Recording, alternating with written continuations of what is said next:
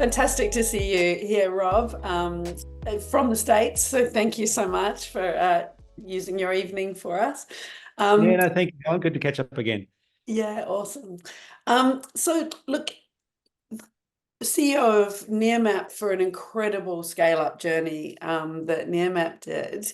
But I know you also did some really interesting founding of companies prior to Nearmap. So can you just give us a little bit of your background before Nearmap, and then we'll dive into the Nearmap story? Yeah, well, let's see if I can do 40 years in 2 minutes. So, look, engineer by training, but came from a family that was in business and finance and so on. So I kind of had that mix of business and technology. So I always had a passion, even from a teenage years, to start a technology company. So first one I started was actually straight out of university. My supervisor and I started a company back in the days of building internet equipment before we called it the internet. We did okay. We sold product all over the world, but we kind of never got it to scale. So that was one of the motivations for me to move to the US. So in my late 20s, moved to the US, joined a very rapidly growing company at the time to kind of see how it's done in Silicon Valley kind of thing, and learned a lot, met a lot of venture capitalists, which then led to my second startup. Had US venture capital back, again, in the telecommunications and internet industry, an equipment company. Grew that for 3 years, but because it was dot-com boom, we were quickly acquired. And so, but there's a bit of a story there as well, but that's a story for another day. But we were acquired, and then at that stage, had two young children. My wife and I lived in the US for 10 years, and we said, for family reasons, it's time to move back to Australia, which we did. And I got into the helping out other companies in Australia get started and go to the US and that kind of stuff, which led me into venture capital for a very short period of time. And it was through my venture capital days that I found Nearmap, and that was really, how I started the Nearmap journey. Awesome. Awesome. Yeah. And I think you were on the board, am I right, first, and then moved into CEO. Can you tell me about sort of where Nearmap was at, how that happened? Yeah, so Newman, like a lot of startups, the first 3 years I was on the board, and the first 3 years we struggled to find what our business model was. And then we realized that it wasn't a consumer-oriented play. It was really a businesses were using it, and I can come back to the reasons why later. Um, and so once we realized that businesses were using it and were paying for the service, the business just took off like crazy. So incredibly successful in Australia. But we'd kind of got to that point where, okay, Australia's under control. If we can do it in Australia, why don't we just take it to the US? All right. Very And common. Yep. yeah, very common, right? And again, I was still on the board at the time, signed off on the strategy. And quite frankly, for the first 12 months in the US, we failed dismally, absolutely failed dismally. So the more we and the board kept pushing the CEO for what's going on, how are you going to fix this, the more he actually kind of put up the shutters, right? And I got to tell you, as a CEO, that's the worst thing to do to the board. So anyway, we had this crisis meeting and we said, okay, well, look, we've got to find a new CEO. About an hour after that board meeting, the chairman called me up and said, Rob, how about you step in and fix all the problems? I said, sure, it'll take me about 6 months, no problem. 6 months turned into 7 years. There you go. Amazing, amazing. Yeah. And just for anyone who doesn't know, because I always thought Nearmap was like Australia's quietest unicorn because it's quite deep tech, isn't it? Can you just Yeah. explain what it does? Yeah, look, on the surface, it's very simple, but as you said, underneath is an incredibly deep technology. So on the surface, basically, if you know what satellite view is on your phone or whatever, we provided an equivalent service, but we didn't do it with satellites, we did it with planes, cameras in planes. And we provided imagery that was very, very high quality and very frequently updated. And that was really the value proposition to our business customers.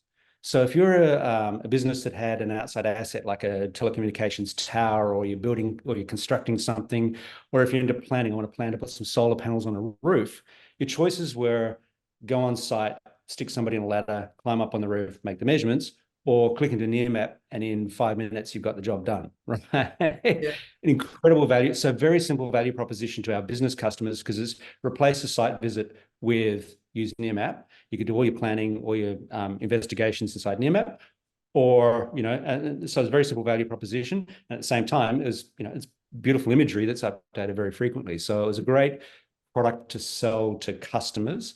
But underneath that, incredibly deep technology and camera systems and processing software that gave us the economics to be able to fly very frequently with very, very high accuracy and very high clarity. That was really what was underneath the covers. Yeah. Yeah. And that was like the core tech foundation. Yeah. But talk about how you cracked the US. So it's one false start. I work with a bunch of Australian companies. It's sort of, Australia's just not a big enough market usually, is it, for true scaling? And this is all about scale ups, this series of interviews. So frequently it requires the US, but frequently we have false starts there from Australia. Tell me about how you worked out how to crack it, and love your advice for others about to do that journey. Yeah, well, look, the simple piece of advice is America is nothing like Australia, right? And particularly, remember, this is a B2B proposition, the business to business selling. And although on the surface we speak the same language, although on the surface we had the same industries, they are nothing alike. I'll give you two very simple examples. The largest customer segment we had at the end in North America was insurance, the insurance industry for housing, residential and commercial insurance. It represented about a third of the North American business. In Australia, the insurance industry was 1% of our business, right? So different because of industry dynamics, regulation, level of technology adoption in the two markets was very different. On the other contrast, the largest market segment we had in Australia was construction and engineering, about 25% of the Australian business. We couldn't even make traction in construction and engineering in North America. Again, industry structure was different. So the problem is every time you go to the US, you basically have to start with a clean slate, learn everything new. And the other big difference is, as you said, it's a much bigger market. Yeah. And your dollars that you spend on marketing here in Australia go a long way. In the US, it's just tiny relative to the size of the industries over here. So focus. Find out what industry is going to be your winning industry, and then focus all of your marketing and sales and product efforts on that one thing. So then you can break in and then scale from there. Yes, yeah, because that's the trouble, hey, the deep pockets required to take on the work like that. Yeah, let alone to change the strategy to do it. Yeah, and we did spend a lot of money going to the US, and it's not a cheap market to enter. And it's very easy to spend a lot of money on, what you think's got worked in Australia to repeat over there and not work. And then, you've run out of cash before you can actually scale your business. Yeah, exactly. The danger. So focus by industry rather than by state. Would you ever do it by, California's bigger than Australia? I think that depends on your product and your service and your offering. We often were asked in the early days of going to the US, why don't you just focus on California? You're flying planes. Why fly all of America? Why fly, you're increasing your costs. You could focus down. It could have been an alternative strategy for us, but you have to remember that our biggest customers in the US were national footprint. They're insurance carriers. These are people, they're government entities. These are people that have scale and they expect scale solutions from us. So we would have had to have had a different target market then. You would have had to say, who operate for us, particularly Nearmap, who operates just within that state.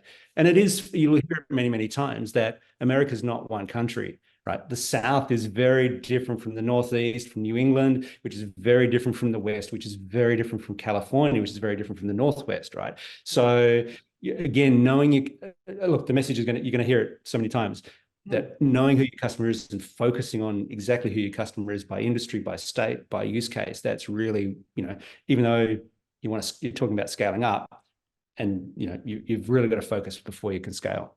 Yeah, absolutely. Beautiful. So what was the most challenging thing in that journey? And we should sort of maybe also just make sure people know the exit. Tell me about the journey. How did it end?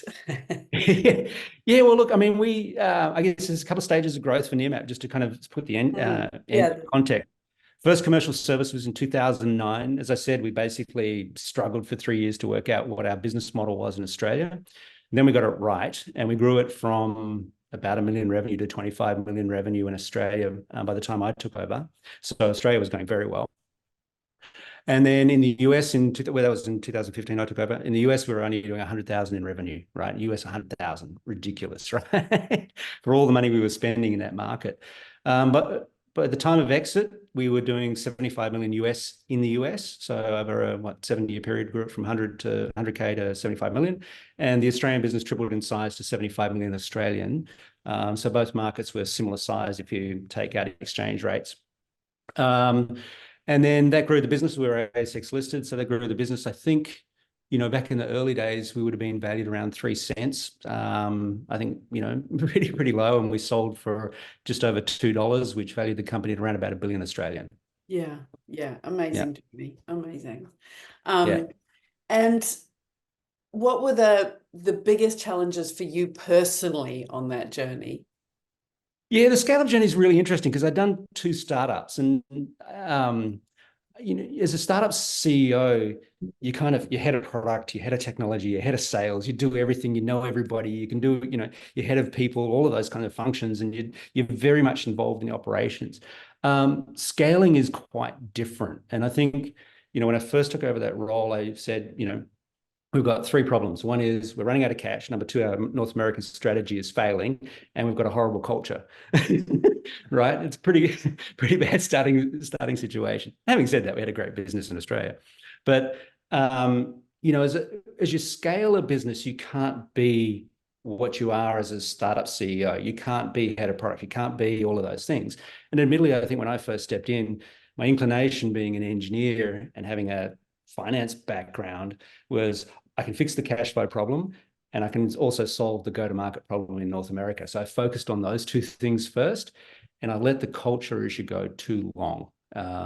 So that was probably the biggest challenge, was kind of how do you rebuild a culture where I think at the time we were probably about 150 people, and letting people go, hiring in the right way, building the executive team and the leadership team, getting us all to work as a team, all of those things. That was probably the biggest, I wouldn't say challenge for me, the biggest learning over that scale-up experience is not to be the operator, but to be the leader, if you know what I mean.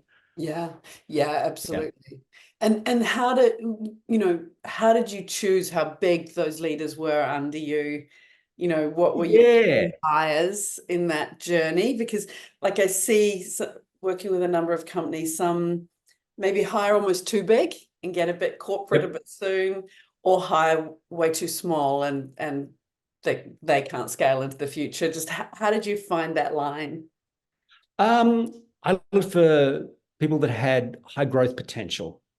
And those were probably my most successful hires. So people with more experience tended to not do as well. So typically I'd look for people who had been successful in their career, but hadn't had that home run hit, for example. And so take our CTO, Chief Technical Officer. He'd done his own startup. He'd worked in a big company. He'd done well. He'd been a CTO at a company that was probably about 6,000 people, I think. So he'd done it all. He'd done his own startup. He'd been in a big company, but he hadn't had that home run hit. So, put him into an organization where, you give him incredibly deep technology and, we funded that technology group very well. That was just perfect. Similarly for our CFO, he had been involved in a couple of startups that weren't successful, but he'd also been very successful in a very large organization. You see just high potential in these individuals. So, and those were the that develop most rapidly. Yeah. Yeah, brilliant. And what was your succession plan? So you did hand on to one of those leaders, didn't you? Exactly right. Was that always your plan? Tell me about how you thought about succession.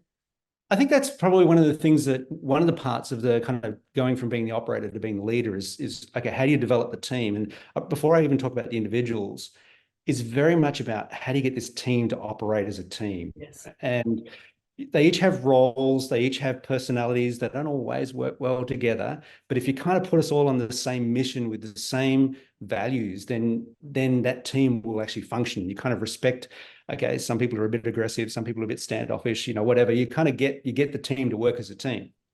And so then once you've got the team working, then you can start to focus on the individuals within the team. And what I do with each of them is say, okay, here's here's what's your long-term plan? That was the first thing. Actually, I'll give you the example of the person who actually ultimately took over as the CEO. He joined me as CFO. Very, very good, but very hands-on, right? And so my conversations with him would be, what do you need to do to step out of your job, to keep moving up, to develop the people under you so that you can demonstrate to me that you can be a leader? But also I pushed his career sideways. So he went from being CFO to COO to run the operations. So he ran all of our survey operations and all of that part. Then pushed him to run actually the North American business. Then he ran, from sales and marketing point of view. So kept going sideways. But the whole time we're having conversations like, exact conversation probably about 2 or 3 years before he took over was, Andy, do you want to be the CFO of an ASX 50 company, or do you want to be CEO? And I said, don't give me an answer today, go away. And as usually, go away and go for a run. And he'd come back about a week later and go, I think I want to be a CEO. Okay, well, here's the path we're going to go on. And it took probably 2 years to develop his skills there. As I described before, we're ultimately, at the time that I left the organization, it was a very easy step up for him. Literally, we had a conversation over 5 minutes, which is, I'm not planning to stay on under the new leadership, or under new ownership, I should say. Do you want to step up as CEO? And he basically said yes straight away, because there was no surprises, right? Yeah, brilliant, yeah. brilliant.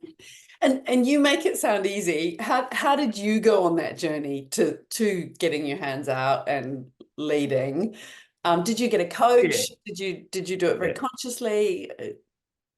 Yeah. So yes, definitely coach. One thing you kind of find when the company's scaling at that kind of rate, and you'll start to realize, and you'll either have some self-awareness, or the people around you will help you understand, I'm kind of growing at this speed and the company's growing at that speed, and I'm getting behind, right? I'm not keeping up. I'm not able to do all the things I did before.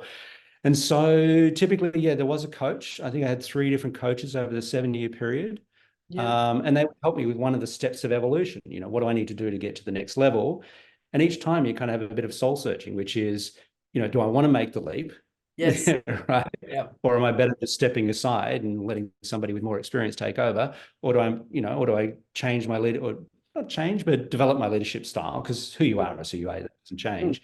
But your leadership style has to change. So each time a coach kind of took me to the next level. Probably the best example was the last coach that I had. Really got me focused on that part of team development, dealing with the conflicts within the team to make those work well together, and also the development of each of the individuals within the team. And so we spent most of my coaching conversations with that last coach were around, how are these people developing? What do we need to do to keep them developing? What are the issues in the team? We put a lot of practices in place around judging ourselves as a team in terms of performance. We had a 15-question questionnaire we'd put out every quarter to the team to see how we were performing, review that. So a lot of work around building the team culture. Yeah, just the exec team. Just the exec team. Yeah. Yep. Absolutely. What an investment. Yep. Yeah, and did they help you with that? They were seeing the team dynamics, or they were in the back room? Absolutely. We had very open conversations about it. So we would talk. So we would actually be quite open about what's working as a team, and we'd use this questionnaire, and we had 4 key principles that we used to operate by. And every quarter, at the end of the quarter, we'd spend 3 hours together with the coach. So the coach would also coach the team. And we spend 3 hours together to go, okay, why is our score in this particular area of being accountable to each other? Why is that dropped from last quarter? Okay, and then it would surface an issue that had happened between individual team members. And so they were on that journey as well. Yeah, absolutely. Amazing conversations. That's super. That felt like textbook example of scaling development. Yeah. And when you look back, you've got that beauty of sort of reflection now. You've been out, what, 18 months? Yep, about that, a little less. That. What would you do differently? What would you totally do again when you look back on that sort of scaling journey of yourself? Oh yeah. So in terms of what I would do differently, I alluded to this a little earlier. Deal with the cultural issues, particularly in the early days, much earlier, right? I tried to get the people that were in the team to adapt to the culture. A little bit of a story there. When doing startups is very different than doing scale-ups from a culture point of view. Mm. In a startup, you tend to have like-minded people who are on a mission that's very clear, Yeah. right? So culture forms almost organically or naturally. Yes. You don't have to force culture when you're in startup phase, but when you're in scale-up phase, and particularly when you're taking over from somebody else who's been a different style of leader, you really have to over-invest in culture and culture transformation, and it takes time. It takes years. It takes 2 years, right? So Yes. the thing I would do differently is I used to say CEOs who go into a failing organization, or not that Nearmap was a failing organization, but CEOs that go into an organization for transformation. I'm always surprised that they would just wipe out the exec team and hire in all of their old, people they'd worked with before. And now I kind of understand why. Right. Right? Because it's so much easier to form the culture you want with people that you know, rather than try and change the people that were operating a culture that wasn't working. So that would be the biggest thing I would change, would be that Yeah. movement to getting the culture right. Yeah. Would you do Yeah. that? Would you do a whole exec team that fast, or Look, it would depend on the situation, right? I think if you're going into an environment where if the issues in Newman when I joined were it's running out of cash and the US strategy is not working, but the culture was good, then mm, you go, well, okay, well, let's vote. Running out of cash is a real problem. Doesn't matter how good your culture is, you got to fix that. And yeah, US strategy, well, if you've got a good culture, the team's going to work with you to get yes. the Yeah. US strategy right. So it is situational dependent, but in that particular case, in the Nearmap case, yeah, we probably lost a bit of time by not focusing on culture. Or I lost some time by not focusing on culture Yeah. earlier. Really interesting. Yeah. Really interesting. Um, that's I think that's fantastic, Rob. Good. Yeah, I'm trying to think, what other questions have I not asked? Yeah, so just our summary question I always ask is what's your number one piece of advice to a scale-up CEO? Oh, no, one piece of advice to a scale-up CEO. I guess I'm going to make it two. Why not? Sure. Right. And they're probably the themes of what you've heard me talking about, which is from a personal development point of view, absolutely understand that your leadership style will have to, who you are doesn't change, but how you lead will definitely change as you're going through scale up, right? That's Yeah. one. And your ability to step back, develop the team, develop the culture, and allow the people that work for you to do the operations, right? That's definitely number one from the people point of view. I think the other piece of advice from scale up, with particularly if you're going into a market, if you're scaling into a different market, or if you're scaling using a new product or a variation of the product, be prepared to learn it all again. Right? It's so easy to kind of say, hey, this worked as a startup. We'll just keep doing more of it. I often refer to this book, Crossing the Chasm by Jeffrey Moore. Yeah. It's old school. It's really old school. Most people now wouldn't even know the book, but that chasm thing is real. Yes. What happens in that first phase of your early adopter customers does not work in scale up. The Yeah. scale-up customers are customers who won't buy unless they know somebody they trust who will buy. And they definitely do not trust the early adopters, because the early adopters are crazy people who want all new tech, right? Yeah. And so Yeah. there is quite literally a chasm between startup and scale-up. And Yeah. so be prepared. So that would be my second number one priority Yeah. is be prepared to relearn all the lessons, because the customers you're selling to in the scale up phase are very different than from your startup customers. Yeah, amazing, amazing. I'll have a look at that book. I think that's hence our name, Defying Gravity. That there Yeah. is this gravity that hits at some point. I call it Yes. sticking points along the journey that you've got to break through, or you never get further. Yeah. It's Look, there's rare startups, and we all know yeah, the famous brand names that are just scaled like crazy, but they are yeah, the exception of the exception. Most of us have to do heavy lifting in the scale up phase to get the scale up phase to work. yeah, And so whether it's crossing the chasm methodology or other methodologies, but it all comes down to you've really got to learn who your customer is and why you are incredibly valuable to them, even though they don't want to buy your product because they've already doing it another way. Right? Yeah, very powerful. And that which got you here won't get you there to the next. Yes, exactly right. Yep. Yeah, amazing. Thank you so much for joining me. No problems, Helen. Yeah, really enjoyed the chat.